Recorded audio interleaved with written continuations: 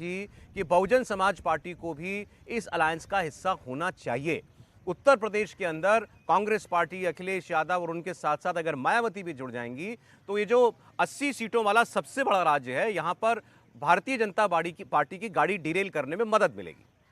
लेकिन ये बात जो उठी तो अखिलेश यादव का रिएक्शन क्या था? रामगोपाल यादव जो राज्यसभा के सांसद हैं, उनके चाचा, वो दोनों उस बैठक के अंदर मौजूद थे। मायावती के नाम पर दोनों ने क्या प्रतिक्रिया दी, ये बताया बाहर निकल करके आरजेडी के सांसद मनोज झा ने। और उसके बाद शिवपाल यादव से भी इस पर पूछा गया, तो दोनों प्रतिक्रियाएं आप देखिए।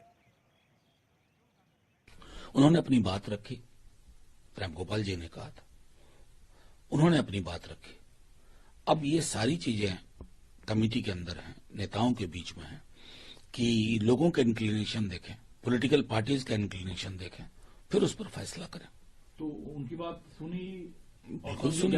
बिल्कुल सुनी गई, समझी गई, और उस पर बाकायदा खरगे साहब ने कहा कि रूमर पर हम लोगों को तवज्जो नहीं देना चाहिए।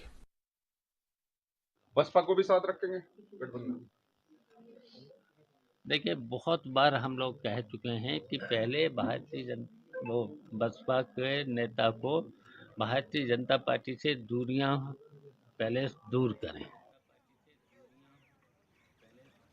तो जो शिवपाल यादव कह रहे हैं कि मायावती पहले भारतीय जनता पार्टी से दूरियां बनाएं, उसके बाद हम सोचेंगे वो गठबंधन में होंगी या नहीं होंगी।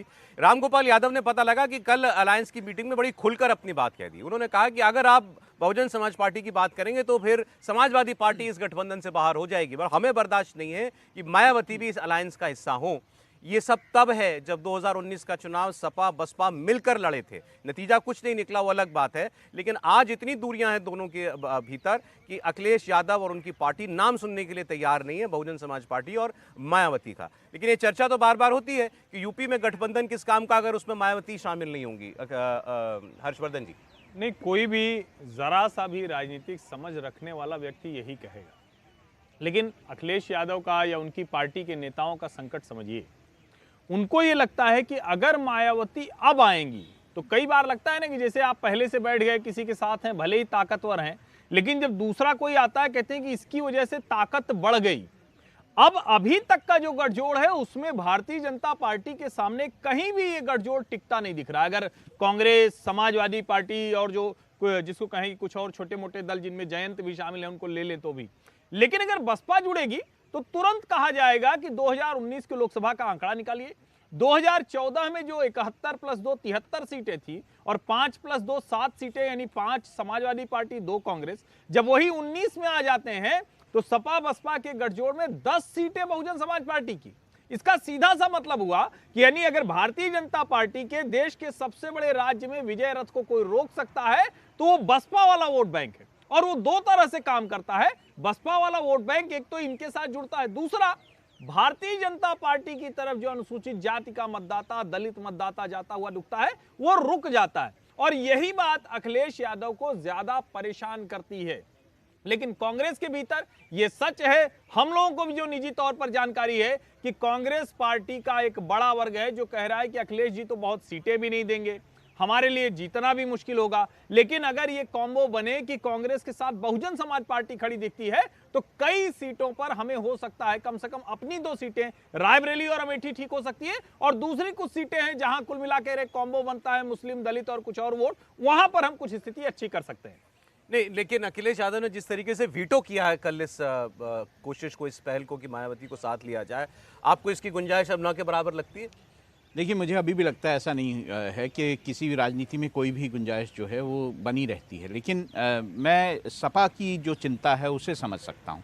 देखिए, 2022 के जो विधानसभा चुनाव हैं उसमें मायावती ने एक एक्सपेरिमेंट किया था। उन्होंने लगभग 88 सीटें मुस्लिम कैंडिडेट्स को दी थी और उन्होंने मुस्लिम और दलित वोट को एक साथ लाने की कोशिश की थी, जो एक्सपेरिमेंट फेल हो गया।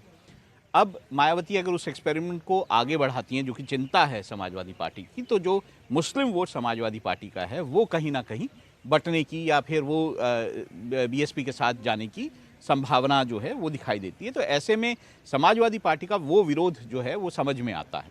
लेकिन ये भी हमें जानना चाहिए कि 2019 में जब समाजवादी पार्टी और बीएसपी चुनाव लोकसभा का लड़ी थी तो 19% वोट जो है वो बीएसपी को मिला था और 10 सीटें मिली थी, जबकि अगर हम 2014 के चुनावों की बात करें तो कोई सीट नहीं मिली थी। तो मुझे लगता है कि एक ये जो एग्जाम्पल्स हैं या ये एक जो हमारे को चीज़ दिखाई देती है, ऐसे में इस गठबंधन के लिए बीएसपी अगर इस गठबंधन में आती है तो वो उसको स्ट्रांग बनाएगी, ये बात बिल्कुल सही है।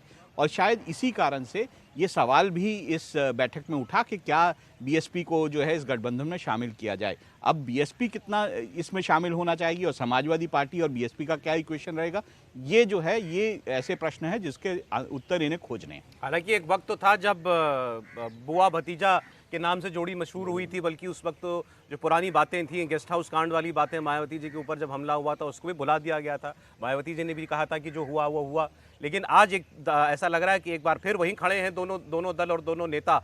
मायावती इस अलायंस में आएंगी तो मजबूत करेंगे अलायंस को, इसमें किसी को शक नहीं है, लेकिन फिर क्या वजह है कि ऐसी कोशिशों को लगातार वीटो किया जा रहा है? देखिए, इसमें कोई दो राय नहीं कि मायावती अगर जुड़ती है तो एडेड एडवांटेज ही होगा इंडिया गठबंधन के लिए।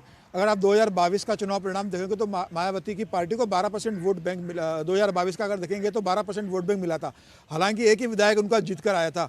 2017 में 23% मायावती का वोट बैंक था। 1.5 करोड़ मायावती को वोट मिले थे। उसका बड़ा वोट बैंक 2022 के चुनाव में भारतीय जनता पार्टी के पास दलित का शिफ्ट हुआ है। कांग्रेस ये चाहती है कि उनके राष्ट्रीय अध्यक्ष मल्लिकार्जुन खड़गे दलित है।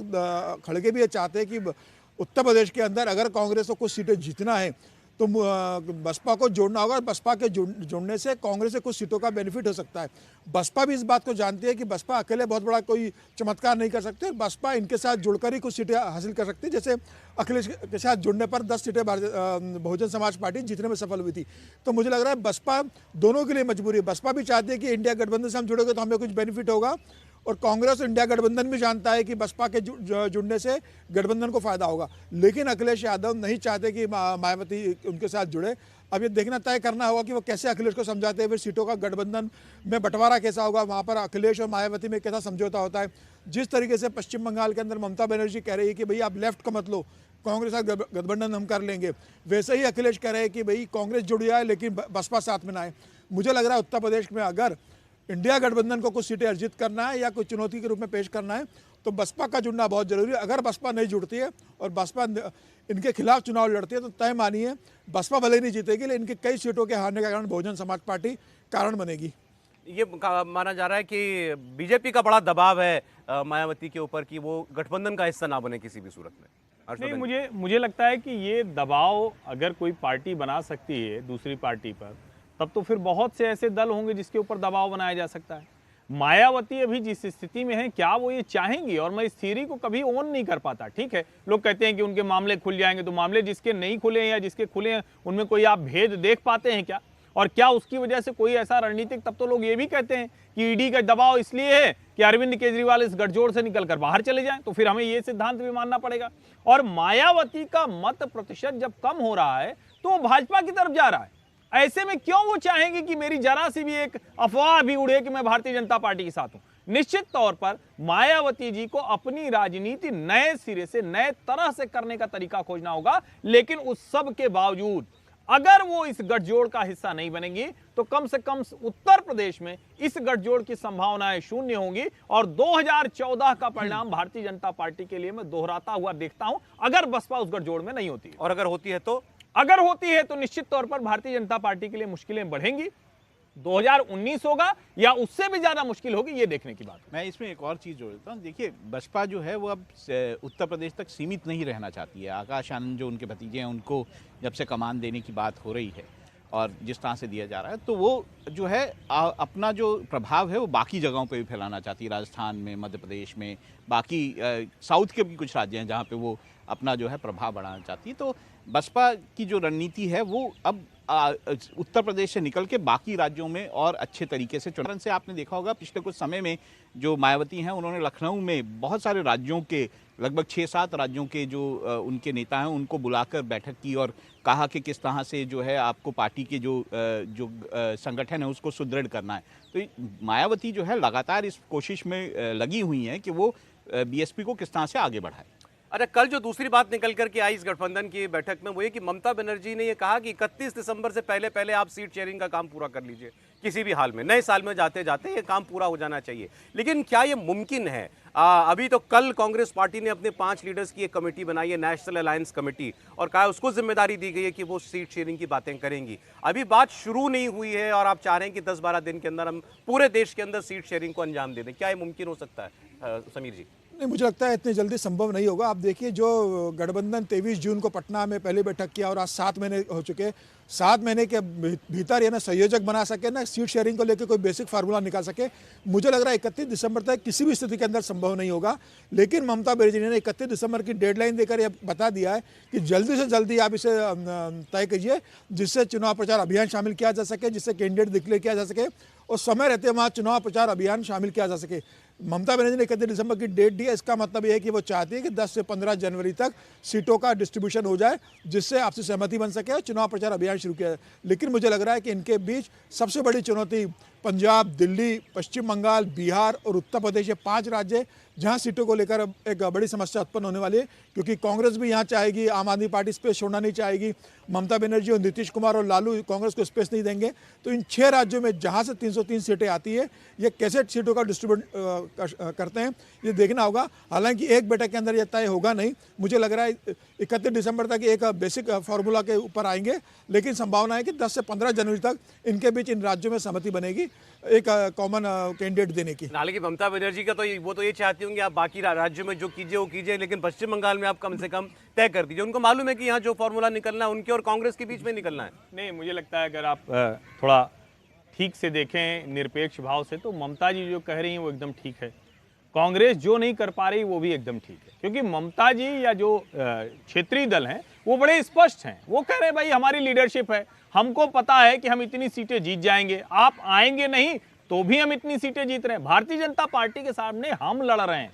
कांग्रेस की मुश्किल ये वो ये सोच रही है कि भाई इसमें अगर कुछ हमको नहीं मिलेगा राष्ट्रीय पार्टी होने के नाते, तो फिर हम आपकी 2-4 सीटें और क्यों बढ़ाएं। इससे तो अच्छा है कि एक राष्ट्रीय पार्टी बड़ी होती रहे, क्षेत्रीय पार्टियां खत्म हो, और कल को जब ऑल्टरनेटिव खोजा जाए कि नई कोई राष्ट्रीय पार्टी चाहिए, तो उसके तौर पर हम दिखें। मुझे लगता है इस पूरे गठजोड़ का सबसे बड़ा द्वंद्व यही है। और ये जो क्षेत्रीय पार्टियों के नेता हैं, ये लगातार एक तरह से कहें कि कोशिश भी करते जा रहे हैं